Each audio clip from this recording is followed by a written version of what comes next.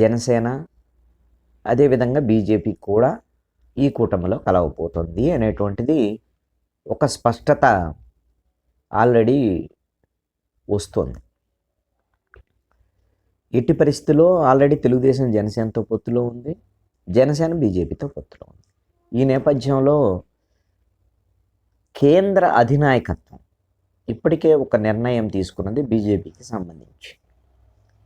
ఆంధ్రప్రదేశ్లో తెలుగుదేశం జనసేనతో కలిసి వెళ్ళాలి. అయితే అభిప్రాయ సేకరణ నిమిత్తం విజయవాడలో జరిగినటువంటి 2 రోజుల పాటు కీలకమైనటువంటి సమావేశాలు, కోర్ కమిటీకి సంబంధించినటువంటి కీలకమైనటువంటి సుజనా చౌదరి, రాష్ట్ర అధ్యక్షురాలు పురంధేశ్వరి ఎలాగుంటారు, సీఎం రమేష్, మాజీ ముఖ్యమంత్రి కిరణ్ కుమార్ రెడ్డి, ఇలాంటి వాళ్ళు ఒక 30-35 మంది వరకు ముఖ్యమైనటువంటి నేతల కోర్ కమిటీ మీటింగు విజయవాడలో జరిగింది. తరుణ్ చుక్ కేంద్ర వాళ్ళ పార్టీకి సంబంధించినటువంటి అధికారం, మురళీధరన్ ఆంధ్రప్రదేశ్ సంబంధించినటువంటి బీజేపీ వ్యవహారాల ఇన్ఛార్జ్, వీళ్ళిద్దరూ కూడా వీళ్ళ అభిప్రాయాన్ని తీసుకున్నారు. ఆంధ్రప్రదేశ్లో మెజారిటీ ఈ కోర్ కమిటీలో వచ్చినటువంటి నిర్ణయం ఏమిటంటే తెలుగుదేశం జనసేనతో పొత్తులో కలిసి వెళ్ళటమే మంచిది అనేటువంటి దాన్ని. ఎందుకు ఇలాంటి నిర్ణయం తీసుకోవాల్సి వచ్చింది బీజేపీ వైపు నుంచి? కేంద్ర అధినాయకత్వం కానీ రాష్ట్రంలో రాష్ట్ర పార్టీలో ఉండేటువంటి వాళ్ళలో ప్రధానంగా కొన్ని ఎమ్మెల్యే సీట్లు, కొన్ని ఎంపీ సీట్లు మనం సంపాదించుకోవాలి అని అంటే పొత్తులోకి వెళ్ళాలి అనేటువంటిది వాళ్ళకి అర్థమవుతున్నటువంటి అంశం. అదేవిధంగా కేంద్ర అధినాయకత్వం ఏం ఆలోచిస్తుంది? ఉత్తరాదిలో ఈసారి సీట్లు తగ్గేదానికి అవకాశం ఉంది. 303 సీట్లు బీజేపీకి ఇప్పుడు ఉన్నాయి ప్రజెంట్. ఇది 350 సీట్లకు పెంచుకోవాలని వాళ్ళు బయట మాట్లాడుతున్నారు.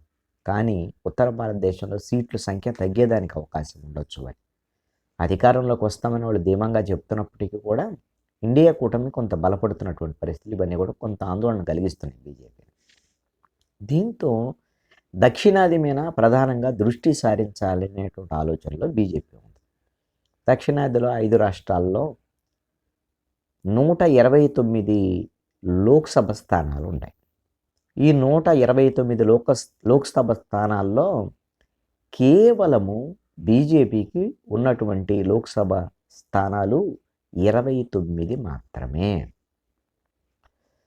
అయితే ఇప్పుడు వచ్చే ఎన్నికల్లో దక్షిణ భారతదేశంలో టార్గెట్ ఒక 100 సీట్లలో బీజేపీ పుంజుకునేదానికి ప్రయత్నం చేయాలి, 50 సీట్లను సంపాదించాలి అనేటువంటిది సీరియస్గా ఆలోచిస్తున్నారు.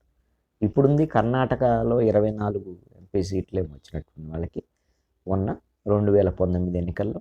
అదేవిధంగా మిగిలిన తెలంగాణలో, ఆంధ్రాలో వాళ్ళకి 0.86% వచ్చాయి, తమిళనాడులో వాళ్ళకి స్టేక్ లేదు, అదేవిధంగా కేరళలో కూడా లేదు. ఇలాంటి పరిస్థితుల్లో ప్రధానమంత్రి కేరళ అదేవిధంగా తమిళనాడు వీటిలో కొన్ని అభివృద్ధి కార్యక్రమాల పేరుతో ఆ ప్రాంతాల్లో తిరగటం, కొంత ఆ ప్రాంతంలో కేరళ తమిళనాడులో కొన్ని సీట్లు వచ్చేటువంటి విధంగా ఒక ప్రయత్నం చేస్తున్నారు. ప్రధానంగా తెలంగాణలో సీట్ల సంఖ్యను పెంచుకోవాలి అనేటువంటి, ఆంధ్రప్రదేశ్లో ఎట్టి పరిస్థితుల్లో కూడా సీట్ల సంఖ్యను పెంచుకోవడానికి తెలుగుదేశం జనసేనతో ముందుకు వెళ్తే బాగుంటుంది అనేటువంటి దాని మీద ఈ అంశంలో ఎప్పుడైతే ఈ కోర్ కమిటీ మీటింగ్ అయిందో ఆ మీటింగ్ అయిపోయిన తర్వాత జనసేన అధ్యక్షుడు Nadendla Janasena political affairs committee chairman Nadendla Manohar BJP అధ్యక్షురాలు పురంధేశ్వరిని కూడా కలిశారు. వాళ్ళు మర్యాదపూర్వకంగా కలిశారంటారు కానీ ఇప్పుడు రాజకీయపరమైనటువంటి అంశాలే కాబట్టి ఈ మీటింగ్ సంబంధించినటువంటి అంశాలు ఇవన్నీ కూడా వాళ్ళు ఢిల్లీకి పంపిస్తారు.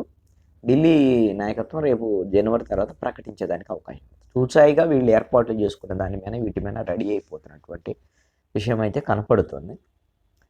బీజేపీ రాష్ట్ర నాయకులు సత్యకుమారు ఒక మాట మాట్లాడారు ఈ మీటింగ్ తర్వాత. మధ్యవర్తిగా పవన్ కళ్యాణ్ మాట్లాడుతున్నారు.